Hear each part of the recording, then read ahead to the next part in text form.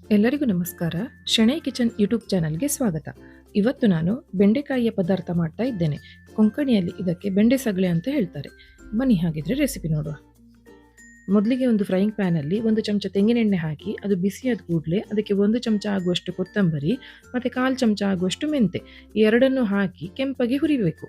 ನಂತರ ಒಂದು mixie jar ತಗೊಂಡು ಅದರಲ್ಲಿ ಎಣ್ಣೆಯಲ್ಲಿ ಹುರಿದ 6 ಊರಮೆಣಸು, 3 ಘಾಟಿ ಮೆಣಸು, 1 ಕಪ್ ಆಗುವಷ್ಟು ತೆಂಗಿನ ತುರಿ ಮತ್ತು ಒಂದು ಸಣ್ಣ ತುಂಡು ಹುಳಿ ಇಷ್ಟೆಲ್ಲವನ್ನು ಹುಡಿ ಮಾಡಿ ತರಬೇಕು.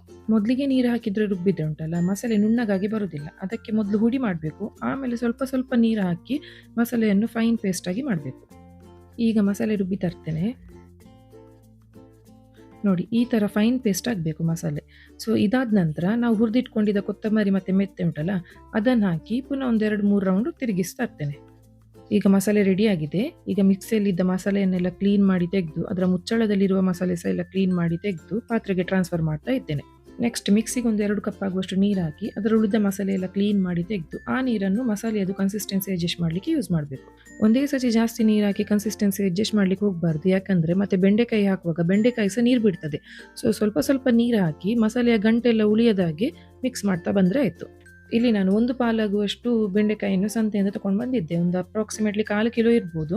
ಅದನ್ನು ಕ್ಲೀನ್ ಮಾಡಿ ತೊಳೆದು 2 ತುಂಡು ಮಾಡಿ ಮಸಾಲೆಗೆ ಹಾಕಿದ್ದೇನೆ. ಬೆಂಡೆಕಾಯಿ ಹಾಕಿದ ನಂತರ ನಿಮ್ಮ ರುಚಿಗೆ ತಕ್ಕಷ್ಟು ಉಪ್ಪು ಹಾಕಿ ಒಂದು ಸಣ್ಣ ಟೊಮೆಟೊನ ಸಣ್ಣದಾಗಿ ತುಂಡು ಮಾಡಿ ಅದರೊಟ್ಟಿಗೆ ಬೆರೆಸಿ ಒಂದು ಕುದಿ ಬರುವ ತನಕ ವೇಟ್ ಮಾಡುವ. ನೋಡಿ, ಸೈಡಿಗೆಲ್ಲ ಸಣ್ಣದಾಗಿ ಕುದಿ ಬರ್ತಾ ಉಂಟು. ಇಲ್ಲಿ ಇನ್ನೊಂದು ವಿಷಯ ಎಂತ ಅಂದರೆ ಬೆಂಡೆಕಾಯಿಯನ್ನು ಯಾವಾಗ ಸಹ ಮೊದಲು ತೊಳೆದು ಆಮೇಲೆ ಕಟ್ ಮಾಡಿ ಡೈರೆಕ್ಟಾಗಿ ಮಸಾಲೆಗೆ ಅಥವಾ ಪದಾರ್ಥಕ್ಕೆ ಯೂಸ್ ಮಾಡಬೇಕು. ಅದನ್ನು ಬೇರೆ ತರಕಾರಿ ಥರ ನಾವು ಕಟ್ ಮಾಡಿದ ನಂತರ ನೀರಿಗೆ ಹಾಕಬಾರ್ದು. ನೀರಿಗೆ ಹಾಕಿದರೆ ಅದು ತುಂಬ ಲೋಳೆ ಲೋಳೆ ಥರ ಬಿಟ್ಕೊಳ್ತಾ ಬರ್ತದೆ.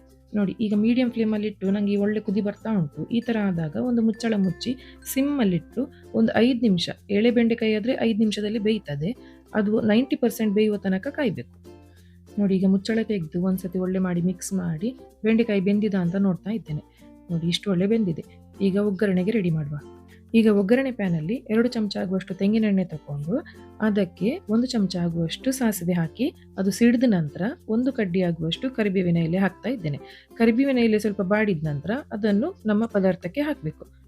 ಒಗ್ಗರಣೆ ಹಾಕಿದ ಕೂಡಲೇ ಇಮಿಡಿಯೇಟ್ ಆಗಿ ಒಂದು ಮುಚ್ಚಳ ಮುಚ್ಚಿ 10 ಸೆಕೆಂಡ್ ಹಾಗೆ ಸಿಮ್ಮಲ್ಲಿ ಬೇಯಿಸಿ.